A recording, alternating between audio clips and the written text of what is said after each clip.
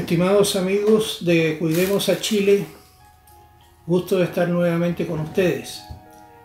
Quiero reflexionar con vosotros sobre un tema que no ha sido analizado con la debida profundidad que debiera, que es la mano oculta del marxismo cultural. Tenemos que señalar en primer término que quien primero falsificó la historia como método y se dedicó a tergiversar la historia como política de Estado fue Stalin.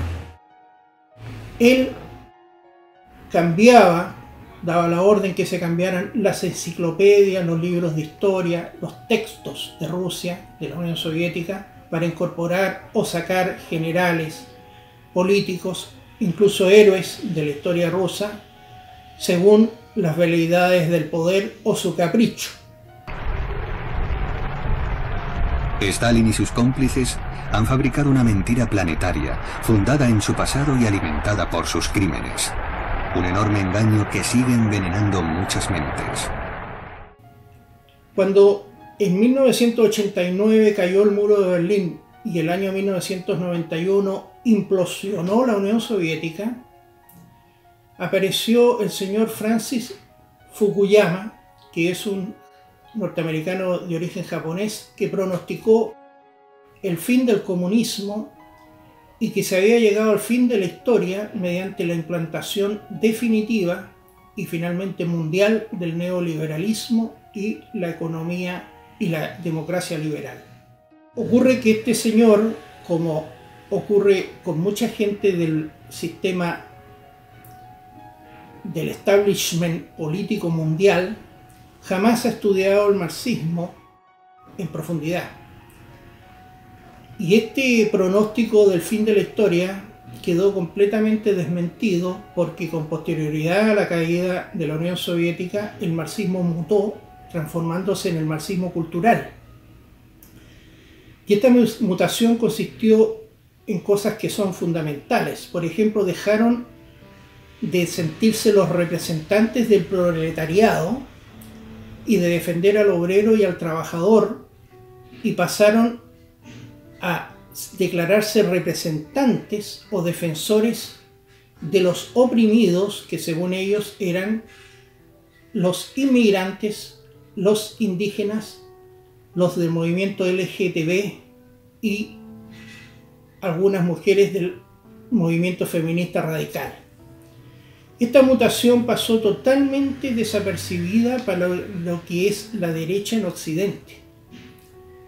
Y no se percataron que con una habilidad digna de elogio, el marxismo cultural logró el control de las universidades, de los medios de comunicación y de las ONG, y comenzó, en vez de hacer una revolución, a obtener la hegemonía cultural al interior de las sociedades occidentales, que estaban basadas, como todos sabemos, en la herencia humanista griega, en el cristianismo y en Roma.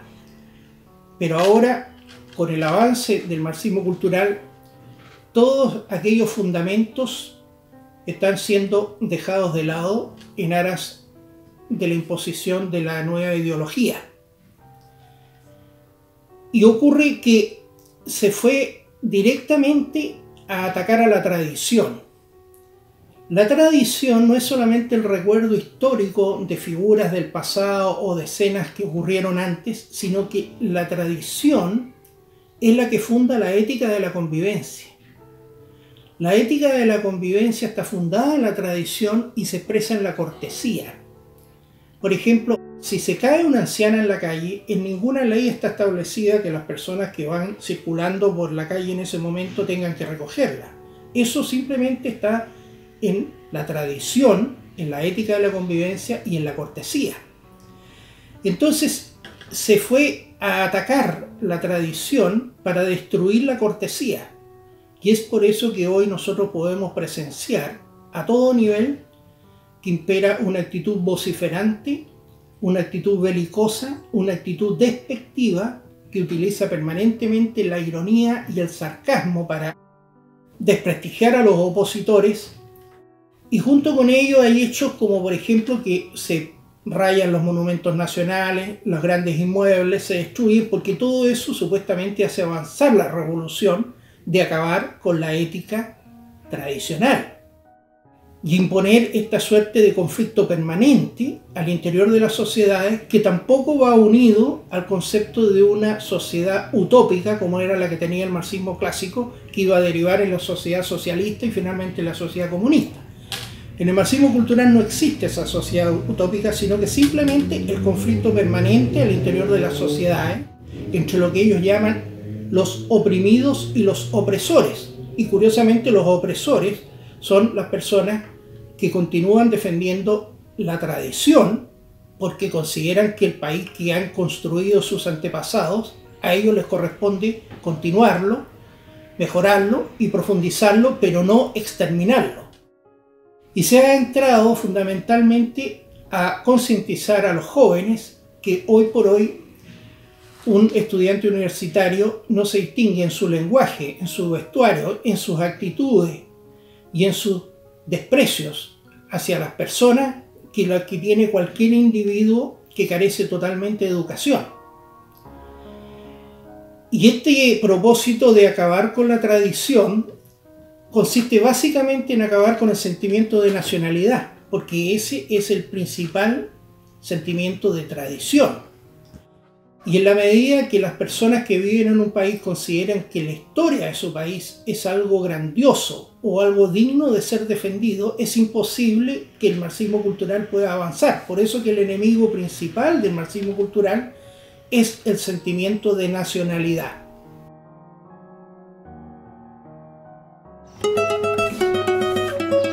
Nosotros vamos porque es una tradición.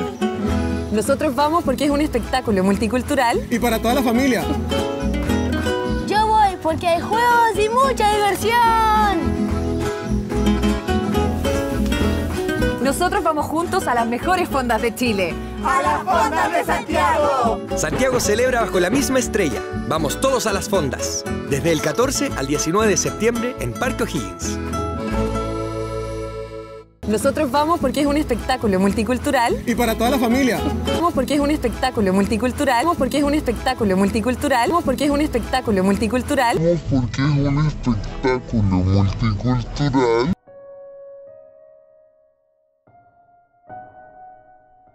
Principalmente lo que se busca es construir una sociedad intercultural con las riquezas de las diversas culturas de los niños o de los jóvenes que vienen a este colegio. Y eso es lo que hacen las profesionales voluntarias, ejecutar esos talleres con profesores para que ellos después puedan trabajar en las salas de clase. De pronto los estudiantes de alguna manera preferían apartarse porque no sentían que hubiera como esa confianza que se puede tener con sus compañeros, y precisamente al ver ese tipo de dificultades, la institución, los profesores decidieron que era el momento de generar herramientas que permitieran una verdadera convivencia desde la escuela intercultural. Como todo esto se realiza o se ejecuta dentro del sistema de la democracia liberal, han ido plasmando a través de los procesos legislativos en distintas leyes esta ideología, mediante la imposición de leyes que establecen la ideología de género, la pena de cárcel para el negacionismo. Las personas que incitan al odio de la violencia, aun cuando sean autoridades y parlamentarios, por ejemplo, hoy día escudados cobardemente en el foro parlamentario, a partir de la aprobación de este proyecto estarán tras las rejas, que es donde siempre debieron estar. Y una suerte de imposición con la mano militar del Estado de un sistema inmodificable, porque no se rebate las ideas contrarias, sino que simplemente se las castiga penalmente de acuerdo a esta política del marxismo cultural, utilizando la legislación de los países. Lo cual se traduce en un odio a lo propio, que mi amigo Patricio, del canal Que no piensen por ti, la definió en latín como endofobia, y yo la traduzco en griego como misodikó, odio a lo propio. Si usted considera que su país no tiene ningún valor histórico, que sus héroes patrios pasaron al olvido, que sencillamente la figura fundamental, que es la figura del roto chileno, que es el ciudadano en armas, no merece ser homenajeado el día 20 de enero en su aniversario en la Plaza Yungay, a la cual, entre paréntesis, no asiste hace décadas ningún político, ningún alcalde, ningún dirigente político o parlamentario.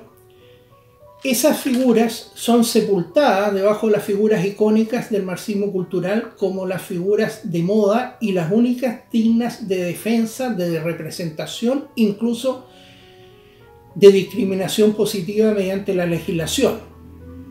Vale decir, los indígenas, los inmigrantes, los LGTB y las feminazis.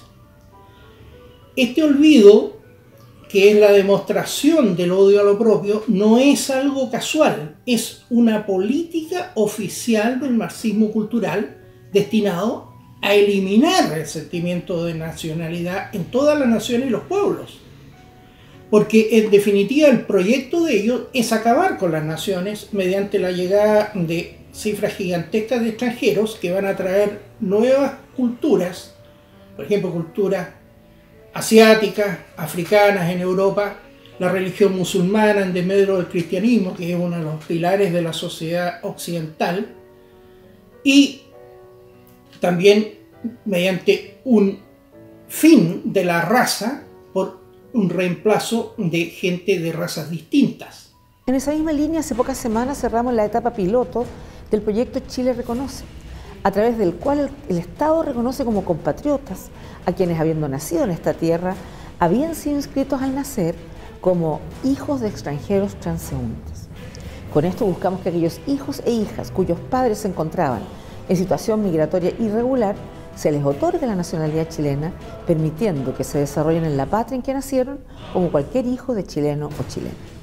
Buscamos con esta medida cumplir con la Declaración y Plan de Acción de Brasil 2014-2024 y la campaña I Belong, Yo Pertenezco, del Alto Comisionado de las Naciones Unidas para los Refugiados, ACNUR, que busca erradicar la patria global para el año 2024. En definitiva, como gobierno, hemos sido conscientes con la problemática de la migración y queremos seguir trabajando en ese sentido, porque nos importa, porque nos toca y porque nuestro objetivo es aportar con medidas concretas al sueño de un mundo mejor para las futuras generaciones. Los partos de las haitianas se duplicaron en un año en el sistema público. Estas son las extranjeras, estas son las chilenas. En Chile el 2016 tenía el 50% de los partos comparado con la extranjera, el 2017 40% y en este año 2018 vamos en un 30% de chilenas. Lo escuchó, en la maternidad del San Borja casi el 70% de los partos corresponden a extranjeros.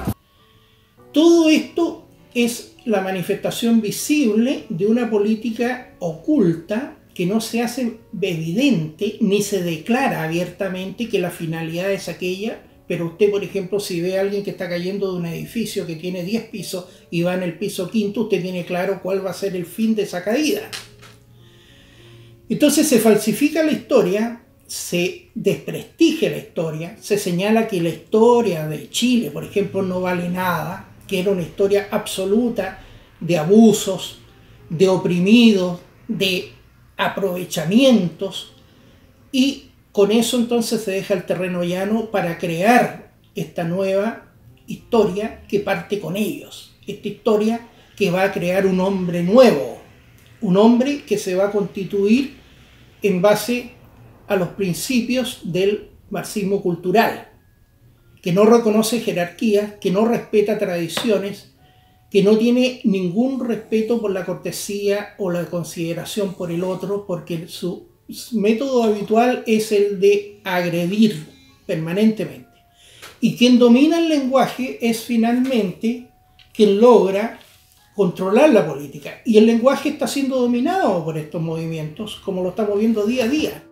Me resulta sorprendente cuando alguien dice, por ejemplo, yo voy a opinar sobre el tema de los inmigrantes, una persona que no es del nuevo orden mundial, pero antes hace una advertencia a los oyentes: yo no tengo nada contra los inmigrantes. bueno, esa persona ya fue derrotada culturalmente. Porque uno no puede hablar como justificándose de lo que uno considera que es lo válido o cuál es su opinión. Finalmente, tenemos que lo inmoral, lo aberrante, lo anormal ha sido naturalizado y hoy por hoy ha pasado a ser lo bueno, lo noble y lo natural. Esto se llama una transmutación de todos los valores. Queridos amigos, les he hecho este resumen de la mano oculta del marxismo cultural. Un gran abrazo para todos ustedes, seguidores de Cuidemos a Chile y estemos al habla. Hitler dice, no podemos gobernar sin la ayuda de la fuerza. Todos los medios están justificados. Cuando la política lo exige, uno debe mentir, traicionar e incluso matar. Emancipo al hombre de la humillante quimera llamada conciencia. Stalin ha mentido, traicionado y asesinado. Y en su mundo utópico ha forjado una nueva sociedad, un nuevo hombre. El hombre rojo, rojo como la revolución y la sangre.